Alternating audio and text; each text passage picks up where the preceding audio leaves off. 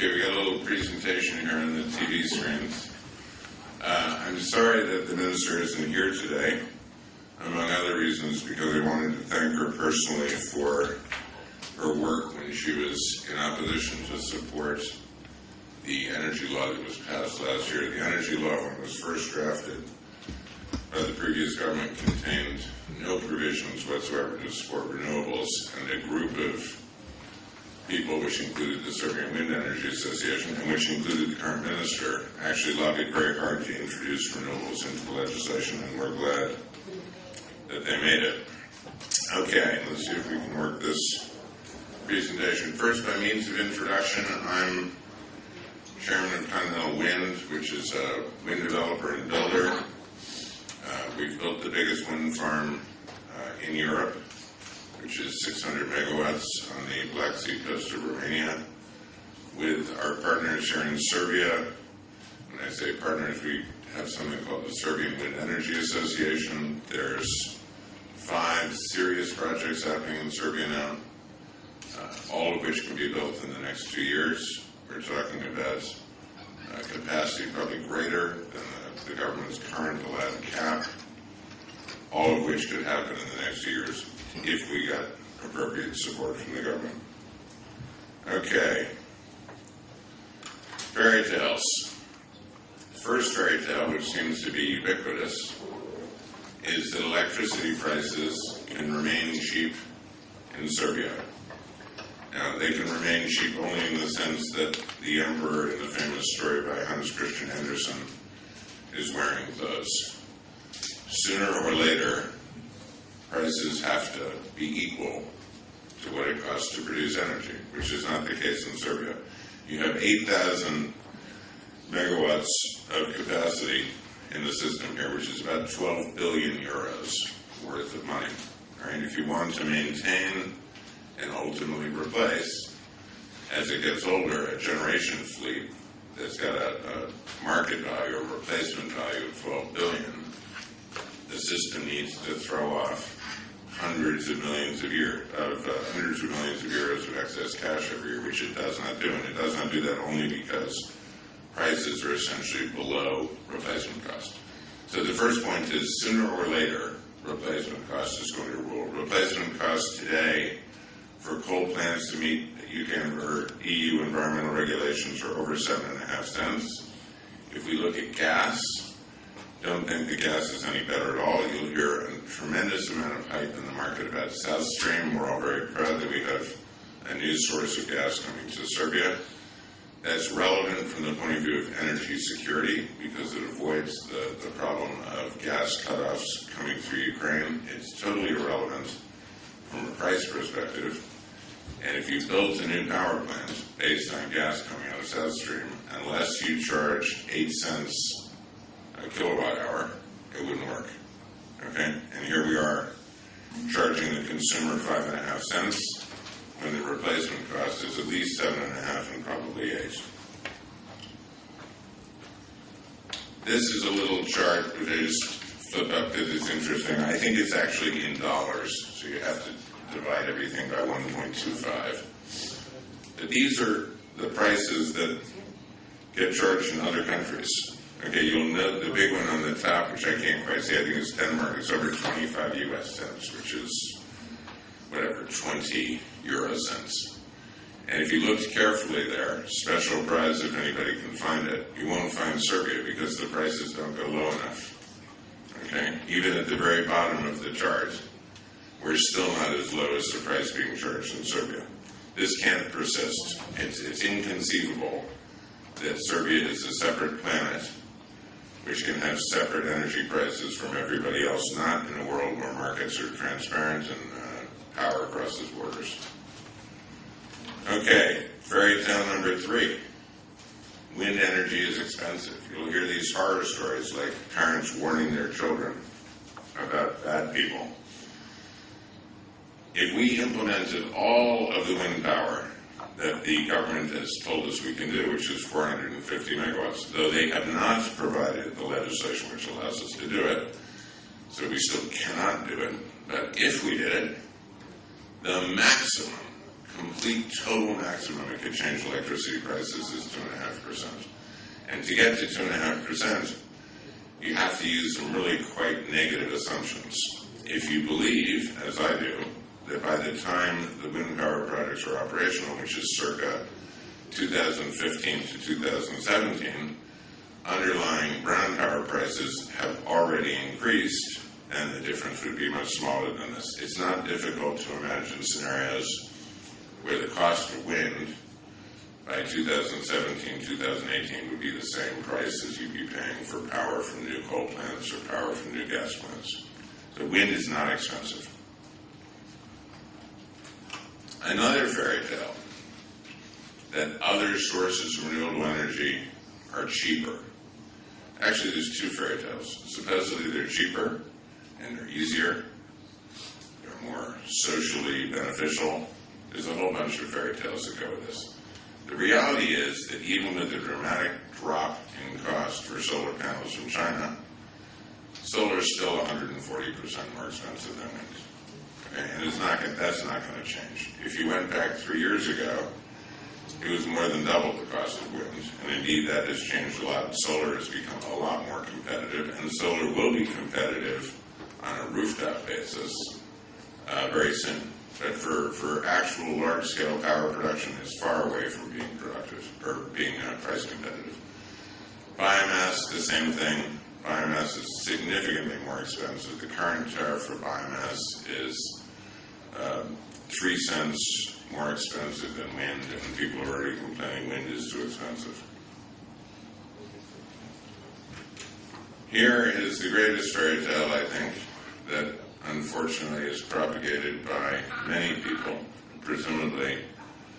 I don't know why it's propagated. It's hard to imagine.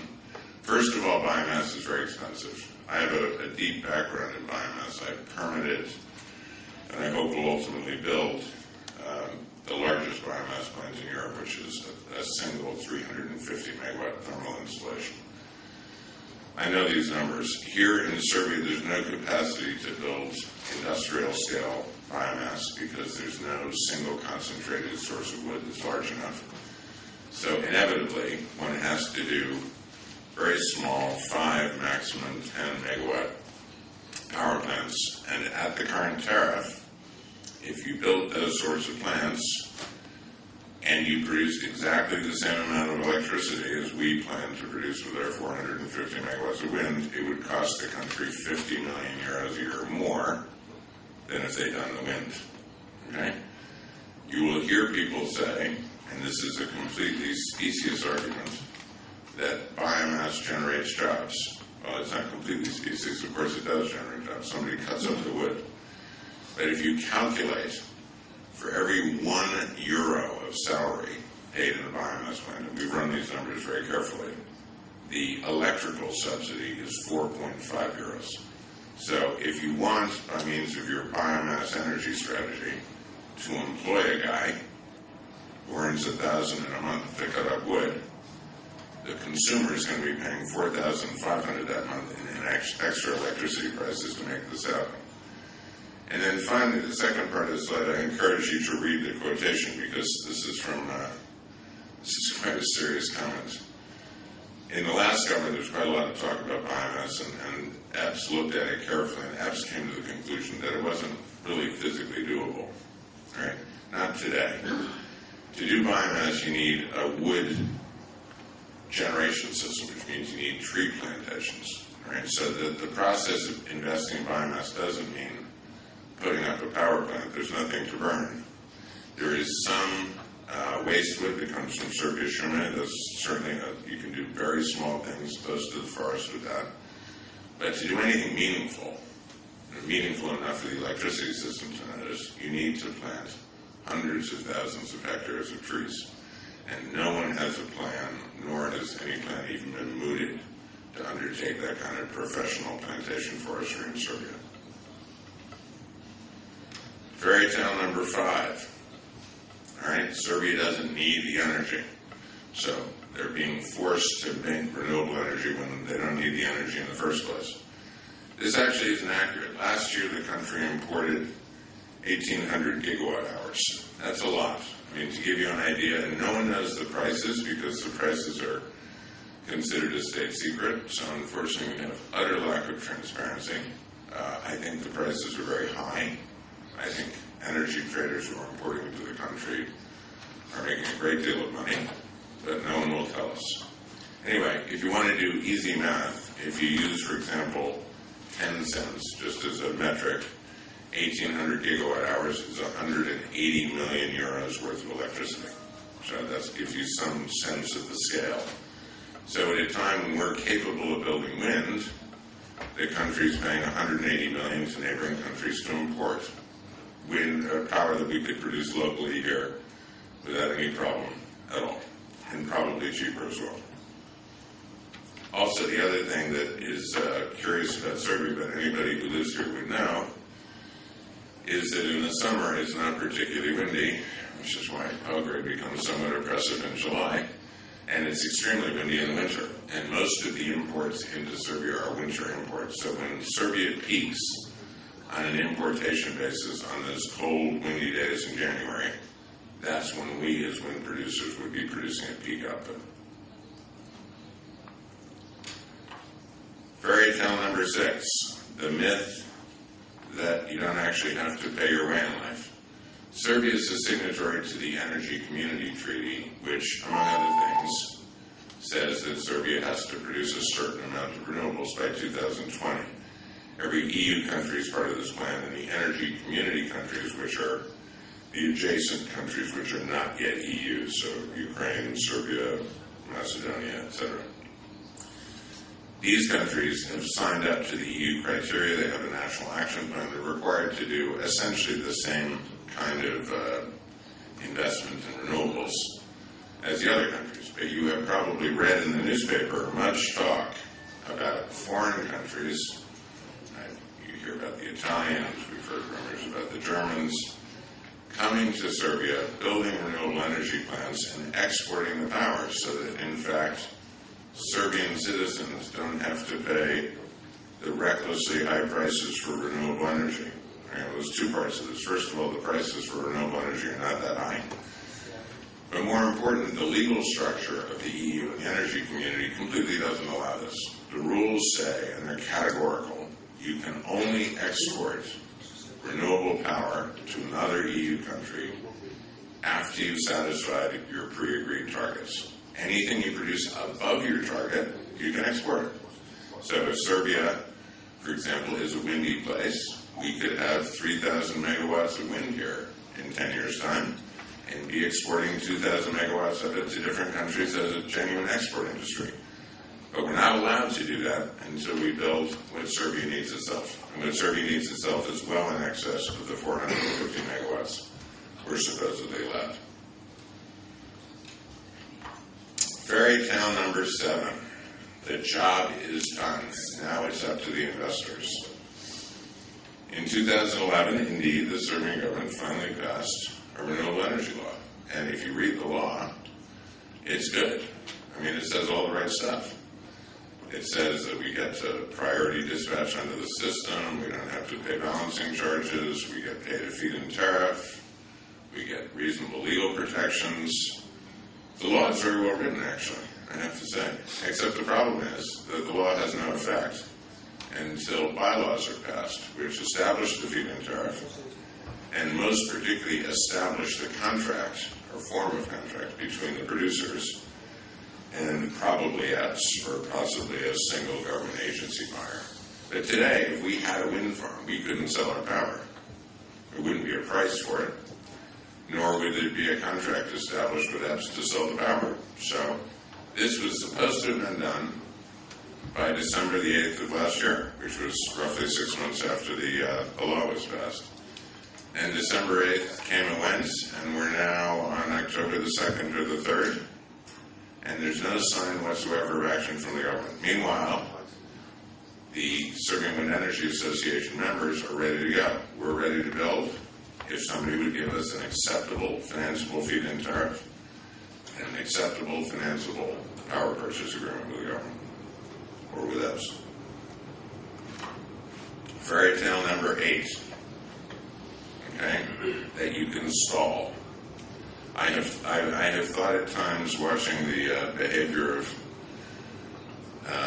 the authorities here with respect to renewables, that stalling was the plan. I'm not convinced it was the plan. It may just have been inefficiency, but we have certainly not made very much progress. I've been working here on our project for 5 years, right? And we are at the point where we can build it, and after 5 years of work, we have no legislation that allows us to build it, no legislation that allows us to finance it. It is true that Serbia is not going to fall over if we don't build renewable energy, right? It's not a life and death measure. However, as part of the EU accession process, this national action plan process to build a certain amount of renewables by 2020 is one of the criteria that determines whether Serbia is obeying its treaty obligations and, in fact, following the EU path. So it's unrealistic to think that you can have both things, which is progress forward on the EU process and complete stonewalling of renewable energy. That's the end of the presentation. We'd be happy to take questions later. And turn the panel over to the next speaker.